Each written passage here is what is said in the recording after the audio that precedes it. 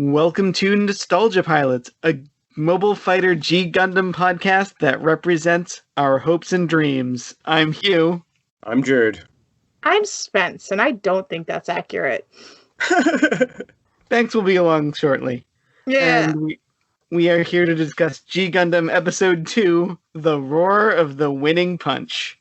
The winning punch. Okay, so we finally get an explanation of what's going on, and as we've seen in the other two series that we've watched, there's sometimes a little voiceover to be like, this is what is happening in the world, this is why this conflict is happening, and you get this guy with green hair, so I'm already on board, and he's got an eye patch and everything, and he's telling us, well, this is a giant fighting arena, and all of the colonies watch, and they want their fighter to win, and there are fighters for all the big major powers. Yeah, so we do have this guy in the red tuxedo whose name is Stalker. He is the only Gundam narrator who actually gets to be in front of the camera, so to speak. Mm-hmm. This intro piece was such a roller coaster ride for me, because I assume you guys both watched the original Japanese version? No. I watched the dub version. So you watched the dub, right? Okay, So in the original Japanese, he begins in English and then realizes, oh, this isn't an English audience, and he switches to Japanese. But if you watch the dub, he starts in French, and I had a little weird Canadian brain moment where I was like, no, this is fine, I'm watching a French cartoon, like I always do. And then, no, it was not. He switched over to the English, and it just... And he starts it in extremely labored English because it is a Japanese actor trying to, do English phonetically. Yeah. But props for trying. Props for trying to pull the gag off of being like, oh, I'm so silly, I have started in the wrong language, even though I really had to try to get this far out. Apparently my polyglot brain was active because I didn't even notice that there was a language switch. So clearly I know enough French to translate automatically and not pay attention to the fact that there was. So I think I had a similar reaction to you, Jurd. Just kind of slipped into it because you're right off the top. And because I don't know if you did as well, but even if I'm watching the dub, I still have the subtitles on. Yes. So you don't really think about it. You're just like, oh yeah, I know what's going on. Everything's fine. Yeah. Also, he is wearing a Wolverine-style eye patch, even though he doesn't need one. Right. That's the part that threw me off. Because it's like, halfway through explaining it, he's nice and cool, and then all of a sudden he whips off the jacket and the eye patch, and it's clear he doesn't need the eye patch, and I'm like, hold on. What? By the way, mild spoiler, he's a real character. Yeah. He's the only narrator in all of Gundam who's actually a character. Yeah. According to the Gundam Wikipedia. So he does a great job of laying everything out, but I have to admit I had some concerns coming out of his plot breakdown, because I realized, so he's explaining that the colonies send all of the fighters to Earth to prevent inter-colony war, essentially, and death in space, but they have a bunch of, kind of demonstration combats as they're going along, and I have a bad feeling these may be the only Zaku's I see in this entire series, because I don't think any of the actual fighters are going to bother landing in a Zaku. Well, we did get those sweet transforming helicopters this episode. Yeah, that was fair. I actually have some questions about those as well, but we'll get there. So did anybody else feel like this intro gave the whole thought around this competition, poorly written WWE scripting meets a British crime drama? Well, did you not notice the wonderful space turnbuckles that were around Earth? I mean, I did, and that was part of what influenced this thought in my brain meets.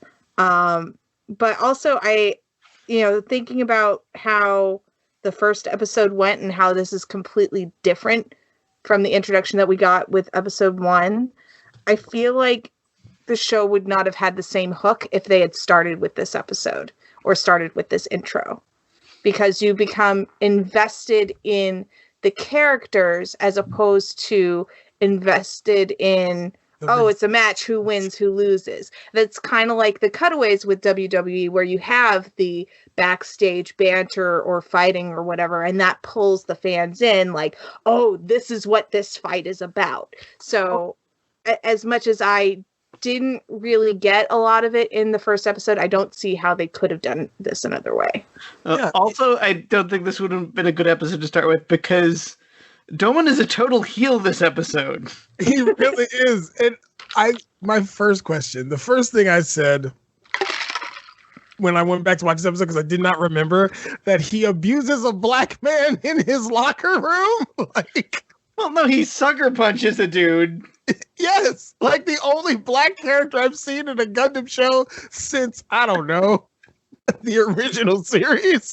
What's even weirder, though, to go back to Spence's point about the whole WWF connections, the show has to cut from him, sucker punching this dude into him appearing in the actual ring, because in reality, anybody who's ever sat through, and I will say it's probably been since like Saturday, maybe 1995, that I've actually sat through. But anybody who sat through a WWF showing, or WWE now, I guess, showing, knows there's this whole like walk-in period, and there's music, and everyone's screaming. Like, no one's gonna notice that he's shrunk from like a 6'5" black dude to a 5'9" Japanese guy. I have two questions about that. Like, A, how did they not notice? B, why is Chibodee Crockett like boxing this dude who is clearly 2 weight classes above him? Well, you know what? It's like that kickboxing exhibition match that Muhammad Ali did, where it was a kickboxer versus Muhammad Ali. It's 2 different disciplines. Maybe it was an exhibition match, because it definitely seemed like an exhibition match, because people seem to be concerned that he was just back from space in the Gundam fights and doing this boxing match. So I feel like it might have been that whole like Ivan Drago, Apollo Creed type thing, like especially with the spectacle that Chibodee puts into everything. And they even go so far as to, hey, don't mess around with this one, okay? Like, you just got back. Oh, man. By people, do you mean these 2, like, worst Secret Service agents ever? Yeah, although Power moved to take a meeting with the Ministry of Defense with no shirt on. Like, he's got the cape on, he's like, yeah, whatever. I don't care. Surrounded by your pit crew who is all hot chicks. Oh, my God. Okay, let's talk about this pit crew for a minute. Okay, I have thoughts. I have feelings. Why would these amazingly talented women allow this guy to put them into showgirl outfits for whatever reason? Like, clearly they're not comfortable. I mean, if you take a look at it, for how everyone else seems to treat their mechanics and pit crew for these Gundams, Chibodee's doing it the best. Like, it's problematic, but at least he doesn't treat them like Domon does Raid. Okay, that I'll give him that, and he seems to care. He cares about them. He gives them the props that they're due. He's like, I've got the best pit crew around. But like, it bothers me a lot. Also, let's talk about his name, because he is the USA. It is. Okay, so let's talk about the introduction of Chibodee Crockett. It is the New America's Gundam fighter. My God. He is the only thing that he could be more American from the view of Japan is if he had Abe Lincoln's top hat on and was chewing, I don't know, a bald eagle. Okay, I have some questions about that, though, because what is with the sprig of something that's always between his teeth? Is that something they think Americans do? So that is an old farmer depiction. So like you'd see grass. farm boys, they'd be chewing grass. Okay. Yeah. It just looks so much like a twig or he is something. very much pulled from like 50s Disney TV shows about the frontier. Like, it is God, if he just he needed to be drinking a beer, smoking a cigar. Like, these are the depictions of Americans that I love that Japan does, because it's always America, like literally Team America, fuck yeah. Like, it's the definition. Like, if you look this up, it's Chibodee Crockett. How cool would it have been, though, if they took inspiration from the Rat Pack instead? Have you ever watched Lupin the Third? No? Because there is a character in that show who literally looks like he could have been a bodyguard for Frank Sinatra. Nice. And I think you would like they did a movie about one of the side characters, a female who's his like thief foil. Like, you know how James Bond has his female foils that end up having sex with him and or get murdered? Mm-hmm. Well, Fujiko Mine is not that type of foil. In fact, Fujiko gets over on Lupin consistently. Yes. And Fujiko is better. Like, Lupin is probably the second best spy in the world because Fujiko is better than him. Imagine she would be the Moriarty to his Sherlock? Well, she's more like the Catwoman to his Batman, except his Batman is also stealing shit. Okay. And they did a movie called what is it? A Lady Named Fujiko Mine, I think it's called, or just Fujiko Mine, and it's really good. But definitely Lupin is a simp for Fujiko. Like if there was ever someone who's thirsting after someone and will never get it, never, it's Lupin for Fujiko. But like I was surprised reading the original Lupin novels how much of Lupin the Third is like just taken directly. Like all the stuff I thought was stuff that like Monkey Punch added. Like no, like Lupin is just as much a simp for a pretty girl who's smarter than him, and his grandson is. Okay, so we're getting off track. We're getting off track, and get us back on track. The thing I want to talk about is the Neo-American flag, which is just the American flag with a sweet lightning bolt. And bigger stars. Yes, like they didn't have the animation budget to draw 50 stars, so they just drew 4 big ones. Listen, the other thing about the Neo-American approach is that when we got that first episode, everyone in Europe was terrified that the Gundam fights were coming to their town. They're like, no, not again. In America, they're like, hell yeah, let's get the rumble going. Yeah. I thought that was pretty hilarious. Yeah, they're like everyone is super excited, and we end up opening in this like Brooklyn towny bar, because the hometown boy is coming home to fight this boxing match, and he's doing it.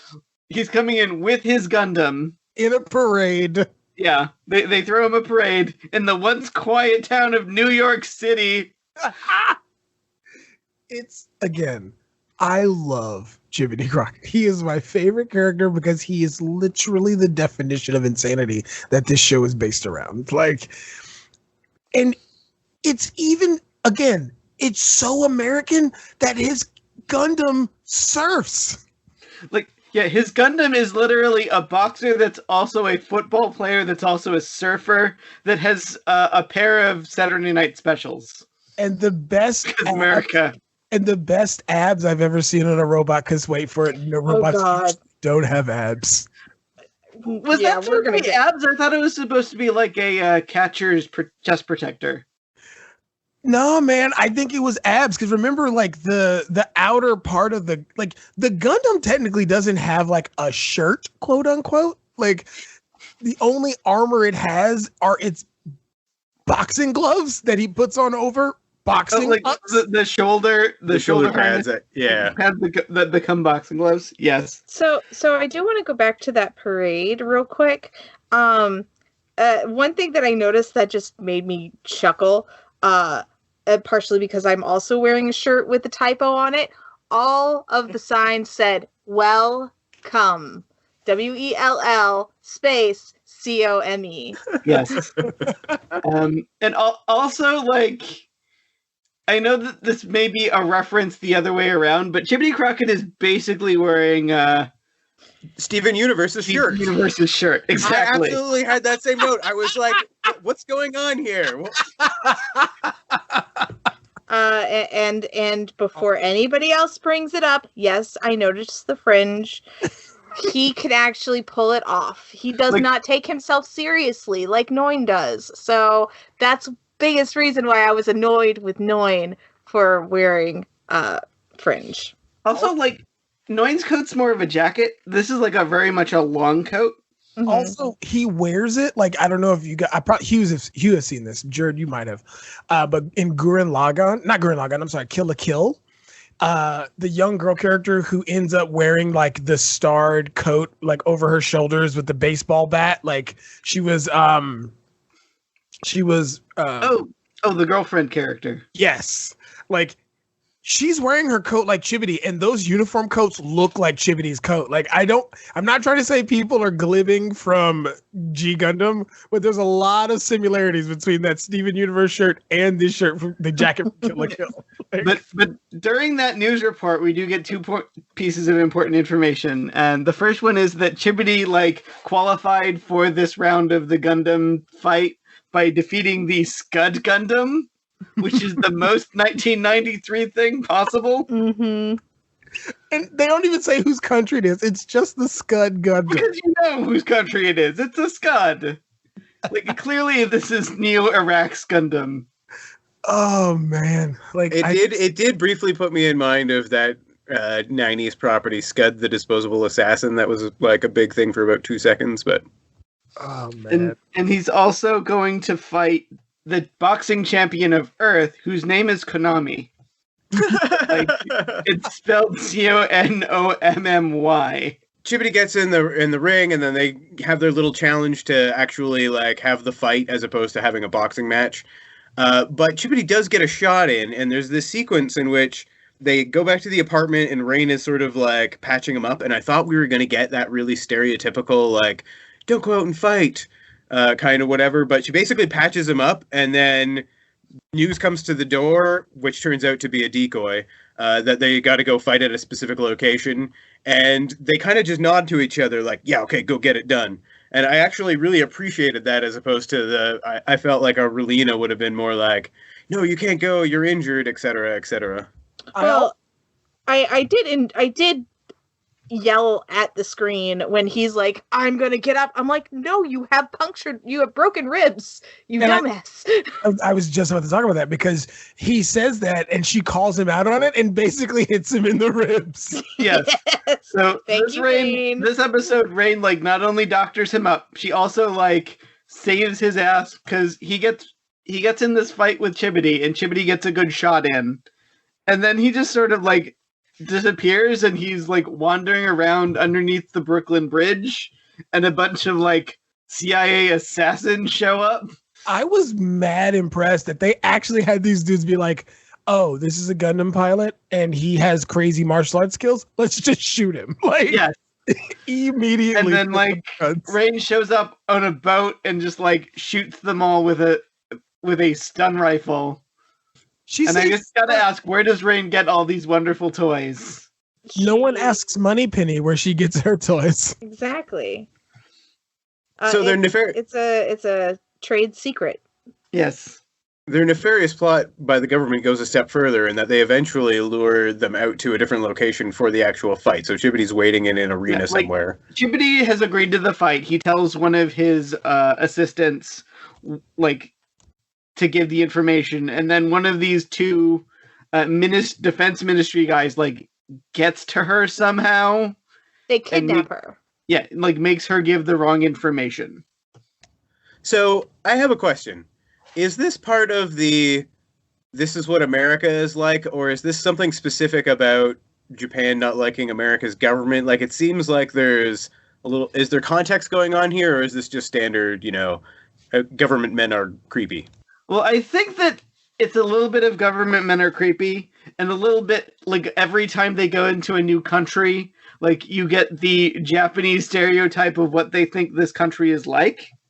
So America is very, like, criminal, and, like, they're literally on Skid Row at one point.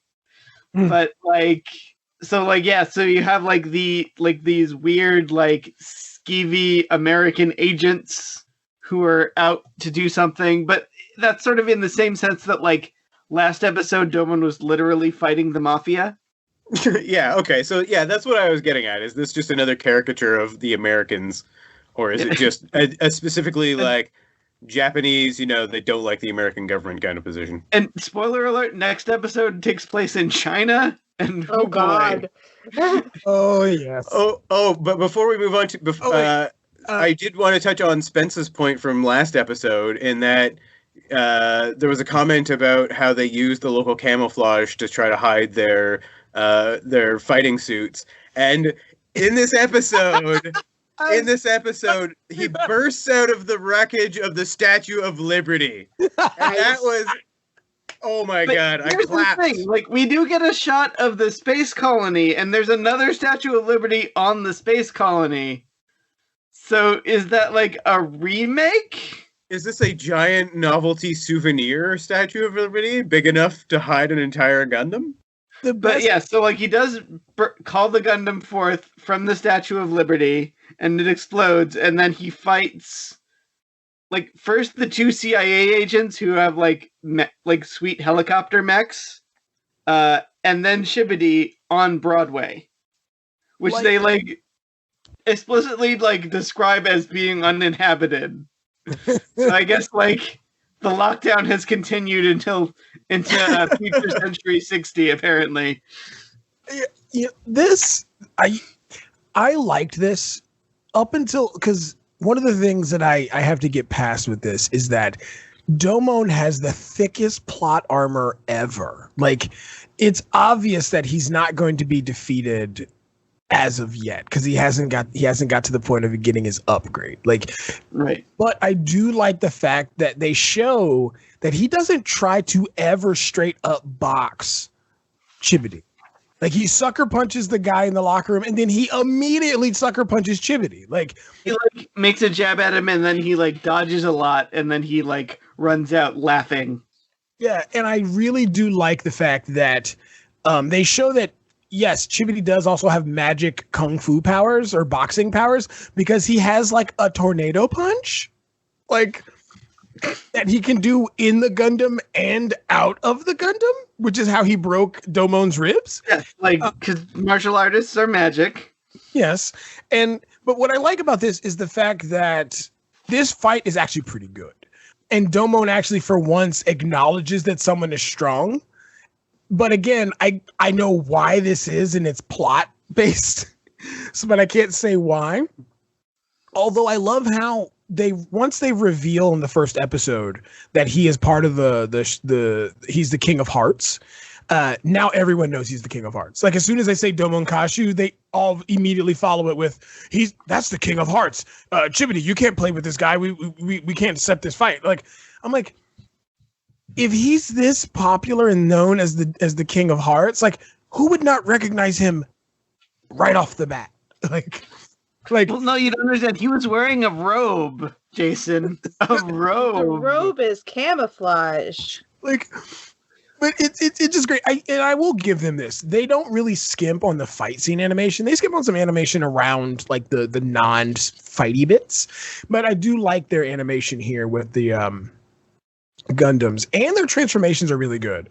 I'm sad we didn't get like nice butt shot of Chibodee in this episode. Yeah, we know they did it with Domon. We don't get any Chibodee butt. I'm kind of sad. Yeah, especially when he's like shirtless for 90% of the episode. Yeah, we do see like he does sort of like jump over on his rocket shield that is also a surfboard. I think they do make up for it with they make up for it with the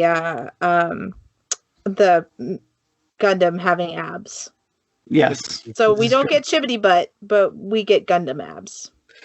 So we do have a scene where after like Chibodee and Domon take out the two interfering ministry agents who basically are just like, we'll kill this guy and then they'll invite us to the colony.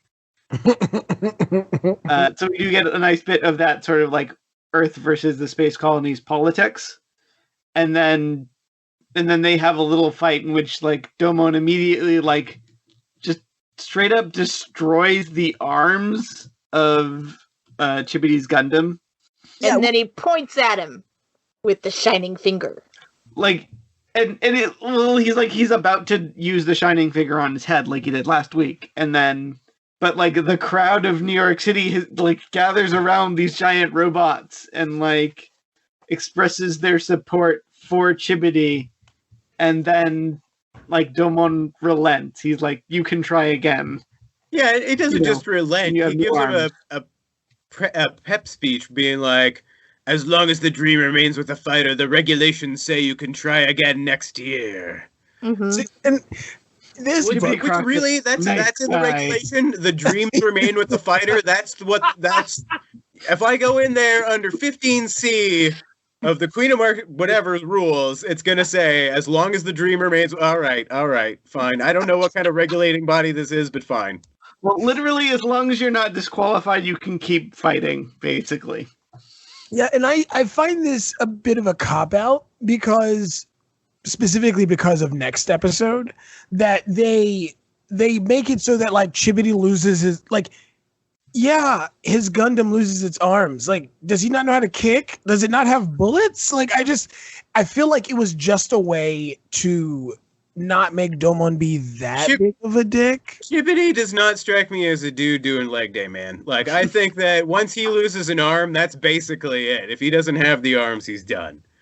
Yeah, and that is very fair, because he's a boxer, but like they did, maybe, I don't know, maybe it was like they were tired of animating it, or I don't know. But like I feel like that fight could have went a little longer, but then again, they did do a lot of out of mobile suit stuff. I get where you're coming from, but my final note of this episode was, this is what I'm talking about. No implications of underage relationships or mishandling of the subtleties of international politics. Just a giant stereotypical robot from one nation punching another giant stereotypical robot in the fist until someone's arm explodes. That is the most accurate thing I have heard all day. And to be fair, yes, there is a little fan service in this, but there's not a lot. I've seen far worse in shows. Looking at you, Fire Force. God. But, you know, again, if you want to sell toys and you want to sell toys right, then you just give people cool looking robots and make them do cool things. Like, and this show is delivering so far. I mean, I think next week on the next show is going to be Jurd's favorite robot. I think it is. Because the thing is that for these first batch of episodes, they need to sort of like introduce these characters who are going to be recurring, but they can't straight up get rid of them. Yeah. So the ends of these episodes are a little bit contrived. Yeah, that is the one place where the structure of a fight an episode kind of makes it difficult to cram in any exterior characters without having them directly be involved in a fight, and then that means somebody's got to lose immediately. I also think the episode after next episode will be Spence's favorite robot. Yay! And this is going to be the episode where Hugh rants for 40 minutes. I have a lot to say about both Neo China's Gundam and its pilot, and also Neo France's Gundam and its pilot. But again, it just. But today we're in Neo New York City, which is apparently abandoned. Not even Neo USA, Neo New York City. Well, listen, guys. Neo. Even when New York City is abandoned, it is the city that never sleeps, especially when their Gundam pilot comes back from space to hit up Madison Square Garden for his awesome boxing match. I do want to point out that the whole premise of this Gundam fighter going to do a boxing match and us recording it this week is kind of funny, because last week there was a boxing match between a YouTube star and a basketball player. Oh, God. Two people who have no business in the ring. Really? And the basketball player got knocked out. Yes. So Nate Robinson, who was a great basketball player, played for my Chicago Bulls, got knocked the flying fuck out by Logan Paul, the most douchebag YouTube star on the planet. Yeah. The Paul brothers are just like a giant bag of terrible. But there is good news, folks, because of how he knocked out Nate Robinson, he has now contract and signed the dotted line to face boxing's most problematic star, Floyd Money Mayweather. Yeah. Which is where Logan Paul will get the shit beat out of him. Yeah, I'm looking forward to that happening. Me too. Like Fred's tech sent me a message earlier saying, hey, look at this. We're finally going to get to see a murder on TV. I'm almost as excited for that as I am for you and Jen and Nutty and Tech to watch Jesus Christ Vampire Hunter. Oh my god. Because P-Tone showed me that movie, and it is glorious. The body of Christ. I'm just... good things, guys. Like Jesus Christ comes back to Earth to defend Montreal's lesbians from vampires. It was a surprisingly big movie here for a while, but anyway, that's another genre. Does that bring us to our favorite things from this episode? I think it does. It does. Oh man. Okay, well, mine is an easy one, and it's probably more than one person's. Well, I would assume because it was so fantastic. Chibodee's fighting suit has not knuckle dusters. I guess they're supposed to represent actually the tape that comes up when you're boxing. Then they come out, and so he's got sort of knuckle dusters on the fighting suit, and then on top of that, his shoulder pads rocket off and become boxing gloves. Like that's somehow more effective as a fighting item. Like at that point, why do you need another layer of metal? But anyway, fantastic. For me, it has to be when he reveals that his shield is actually a surfboard. And then in my mind, because he does go across water, is I hear Biff from Back to the Future. You can't skate on water unless you got power. Like it just, and it was just again, Chibodee Crockett, mwah, chef's kiss. My favorite part is a part we haven't really discussed too much, but there is a brief flashback where we see Chibodee Crockett's childhood on the mean streets of New York City, stealing bread and getting into fights with local toughs. He's a lad. And then he gets apparently scouted from a street fight because that's how scouting works. But he beats he goes to the colony, and we get like a beautiful view of the Neo America colony, which is literally just Texas. They strapped rockets to Texas and put a bunch of extra, gathered all the monuments on it. So there's Las Vegas is on it, Mount Rushmore is on it. Apparently a different version of the Statue of Liberty is on it. It's the one. And they just rocketed it into space. But remember, he also beats an adult in this street fight. The street fight is ridiculous and awesome because he jumps twice his height to punch dragon punch a dude in the face. My favorite part was Rain patching him up and then injuring him more to prove her point. I think Rain is the MVP of this episode. Rain is totally the MVP of this episode. Rain is the MVP of the series. Yeah. The ladies in this episode are the MVPs. They're all dope. And yes, Chibodee dresses them up as ring girls, but he also, I wish there was a scene where he was looking at Domo and man, that's a really pretty lady you got. She's smart, man. Why you treat her that way? She could come work for me. My crew's awesome. She could totally work for me, but she's got to wear this. There is a point later in the city in the series where she does leave and join another pit crew, and it's kind of amazing. But that's far in the future. It would have been mad. It would be great if it was Chibodee. Domon's in the audience of a fight, and she's out there in the ring girl outfit with Chibodee. We will get to it. I'm not going to spoil it, but it is amazing. So Rain's sort of the point where we start getting these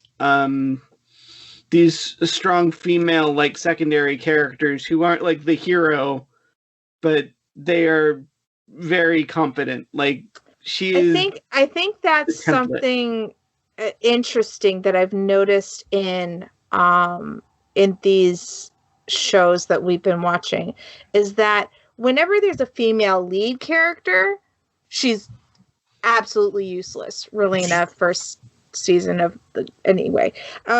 So, but then you get these secondary characters, you know, Sally Poe, Noin, Lady Un, Rain, and they are super intelligent and stuff, but they're like second. And Karen, we don't know anything about Karen from 08, but damn if she wasn't efficient. Yeah, you're right, and I think Gundam kind of snuck this away from things like Robotech and Macross, because I feel like they have had solid female characters for quite some time. And about their female characters, some of them aren't even combatants. Like some of them are like one of them is an idol, and she's really good as a character, although they kind of do that whole idol thing to death. But literally one of the Macross movies literally centers around her saving everyone. Like, and it's kind of contrived at how they do it, but it's never looked down upon. Mm-hmm. And I think that Gundam kind of takes that away from them and tries to do it themselves, and they kind of fail-ish with Lena. I think it's partly a function of likely having a writing staff that is full of dudes who want to see robots fight each other and not necessarily have any idea how to write female characters. Mm-hmm. So if you keep them as background, they can be super powerful and awesome because you don't have to write any depth. And if you bring them to the front, they're kind of waffly and useless because they don't know how to write them. Yeah. And so we're not going to get a really interesting female leadish character until we get to like Gundam Seed. Yeah, because there's not really one in Zeta, is there? Well, I mean, like, Fraubo shows up in the original Gundam, and she's like interesting, and there's like some cool bridge crew characters in the original Gundam that I think also show up in Zeta. Oh, and isn't the leader? No, they don't give a female leader of the White Base until what? Is it after the main line? No, that's Zeta, or yeah. That's Seed. Yeah, that's where they get the female leader of the White Base. Yeah. But like I mean, there is the I'm blanking on her name in Zeta, but who's the lead Neo Zeon person who ends up raising Minerva? Oh yeah. She's really good, and to be fair, and Minerva's good. Like I'm watching Unicorn, and Minerva's kind of awesome, actually. Yeah, and Gundam, Amuro's love interest actually becomes really interesting because a little bit of spoiler for Zeta, Amuro shows up and he's basically useless. After the events of Char's counterattack and the original Mobile Suit Gundam, Amuro's broken, like just straight up, just broken. Yeah. And he's basically being wheeled around in a wheelchair and taken care of by his love interest from original Mobile Suit, and she's awesome. Yeah. Again, Zeta's probably my favorite Universal Century Gundam series. It's just really, really good, and it's got great animation for most of that. But I think, you know, Jurd, you hit the nail on the head when they talk about they can't write female characters when they have to do a lot of depth. And what's really surprising is that Kill la Kill has great female characters. Matter of fact, most of the cast of that show is female. And it's inspired by a guy who has some of the worst female characters ever. Because that show's really based off Go Nagai and his craziness. But that show literally boils down to women fighting for the right to wear and be how they want to be. And not taking crap from people who want them to fall in line. And it makes you cry over a schoolgirl uniform, which is one of the greatest. Schoolgirl uniform was her brother. It's just, Spence, you need to watch Kill la Kill. Like it is. Kill la Kill is so good, but also so weird. Yeah, But I like the weird ones. And don't get me wrong. If you I would say don't look up screenshots on the internet because the internet is a terrible place and they only focus on the sexy outfits. Yeah, I've probably already seen it. But again, the narrative for that show is fantastic, even though there is a sentient schoolgirl uniform and they use a giant pair of scissors as weapons. Okay. But yeah. So have we covered everything we want to in this episode of G Gundam? Oh, absolutely. I am out of notes. I am also out of notes. I'm so happy we're here, guys. Quickly. So again, we're 2 episodes in now. So how did you guys feel about the show so far, Spence and Jurd? Is it keeping your attention? No, I've already I've already delivered my summary. I'm all in for this. I want to see more nonsensical international robots and dudes punching other dudes into submission. The amount of machismo that is in this show, it is having a very strange effect on my chemistry, on my internal chemistry, and I don't like it. You should definitely watch Mazen Kaiser's Skull then.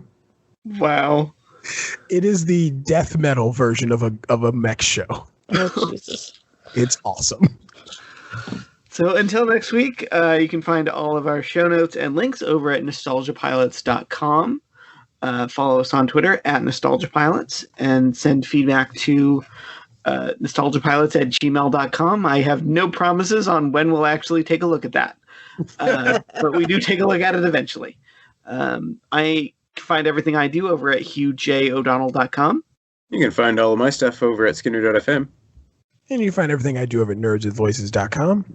And you can find me at resonantmoon.com. And come back here next week when we'll be looking at episode 3 of Mobile Fighter G Gundam, whose name I can't remember. Until then, I'm Hugh saying good night, and this city is a city where only the strong survive. As long as the dream remains with the fighter, we'll see you next episode. There needs to be a country song about that.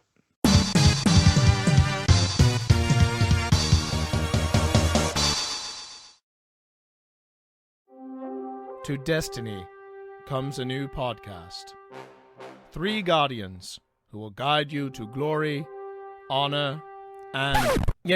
not that kind of podcast. This is Happy Hour from the Tower. I'm T. I'm Nick. I'm Brandon. And we're going to talk about all things Destiny. Why we play. Why we love punching aliens in the face. And why my dad sucks at the Crucible. Here we go. A podcast for players of all levels. Find Happy Hour from the Tower on iTunes, Stitcher, or at happyhourfromthetower.com. Eyes up, Guardian. Time to give up the ghost. It's Happy Hour from the Tower.